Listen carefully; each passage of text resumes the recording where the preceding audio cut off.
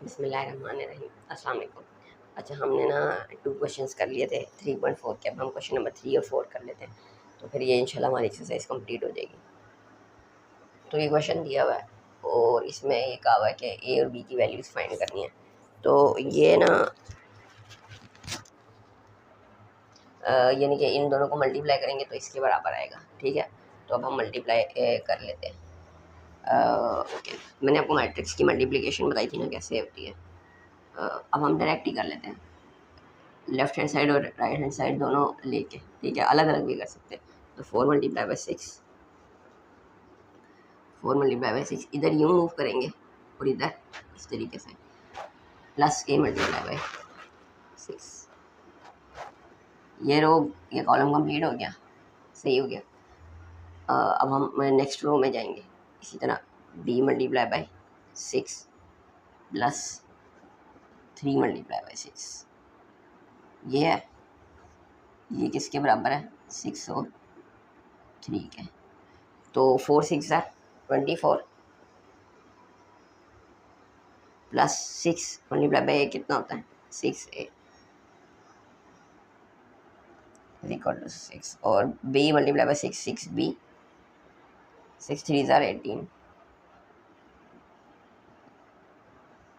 ठीक है, यही है ना।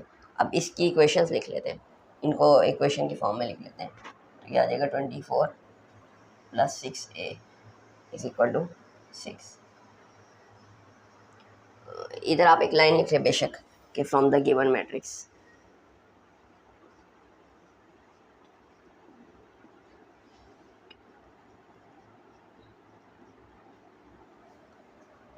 तो यही बनती है ना। तो ये 24 इधर प्लस हो रहा है, उधर जाकर माइनस हो जाएगा।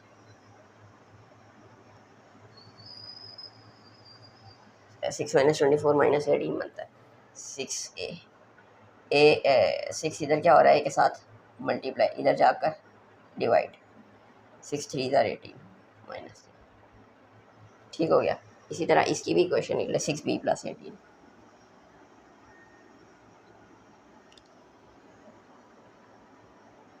तो 18 इधर प्लस हो रहा है, उधर जाकर माइनस हो जाएगा। ठीक है, ये कितना आ जाएगा? -15। B 6 इधर क्या हो रहा है? मल्टीप्लाई, उधर जाकर डिवाइड। 3 2 = 6 और 3 5 = 15। तो B किसके बराबर आ जाएगा? -5/2 के बराबर आ जाएगा। ठीक है, ये तो इजी सा क्वेश्चन था। क्वेश्चन नंबर 4 लास्ट क्वेश्चन है इस एक्सरसाइज का। तो लंबी एक्सरसाइज थी काफ़ी, तो क्यों हमने हर एक को क्वेश्चन किया। तो आप ऐसे कोशिश करिएगा कि ना सारे क्वेश्चन मतलब जो सेम क्वेश्चन आप उसको पॉज कर लिएगा और आपने पहले खुद करना है, फिर आपने वीडियो देखनी है। ठीक है, मतलब ये नहीं है कि आप as it is copy paste करने वाला काम है। समझ आनी चाहिए चीज़ें, तो पहले आपने खुद लाजमी ट्राई करना है, फिर इंशाल्लाह ज़्यादा फ़ायदा होगा, फिर मैच कर लेगा।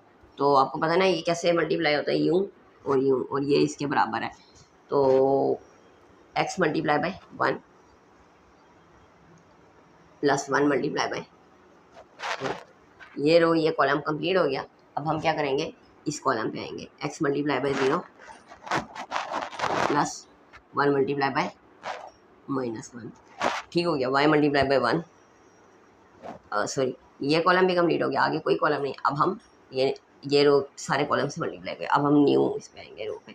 y × 1 + 2 × 3।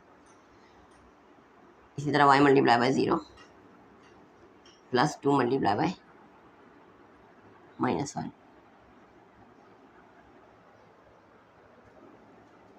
7 4 -1 -2। x × 1 x + 3 x × 0 0 1 × -1 -1 जब -1 आ जाएगा। y × 1 y 3 2 = 6 y × 0 0 2 × -1 -2।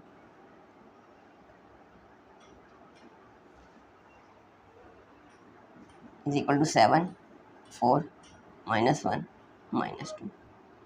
अब आप एक इंटरेस्टिंग चीज़ देखें, ये देखें ये वाला कॉलम है ना -1 -2, इधर भी यही है -1 -2, तो ये वाली वैल्यू भी किसके बराबर होगी, ये वाली वैल्यू 7 के बराबर होगी। तो वैसे कॉमन सेंस है कि किस में 3 ऐड करें तो 7 आता है, तो वो 4 है। तो अभी वो हम खैर कर लेते हैं। और इसी तरह ये पहले खैर हम कर ही लेते हैं, x + 3 = 7। एक इंग्लिश की लाइन आपने लिख देनी है वही कि फ्रॉम द गिवन मैट्रिक्स। ये चीज़ ऐसे ना ये होता है कि ना एग्जामिनर नंबर ना काफ़ी अच्छे नंबर आ जाते हैं, मतलब एग्जामिनर अच्छे नंबर दे देता है, इसका एग्जामिनर पे इंप्रेशन पड़ता है। तो x + 7 x + 3 = 7। तो ये 3 इधर प्लस हो रहा है, उधर जाकर माइनस हो जाएगा, तो x = 4। इसी तरह y + 6 = 4, 6 इधर प्लस हो रहा है, उधर जाकर माइनस, तो y किसके बराबर आ गया, -2 के।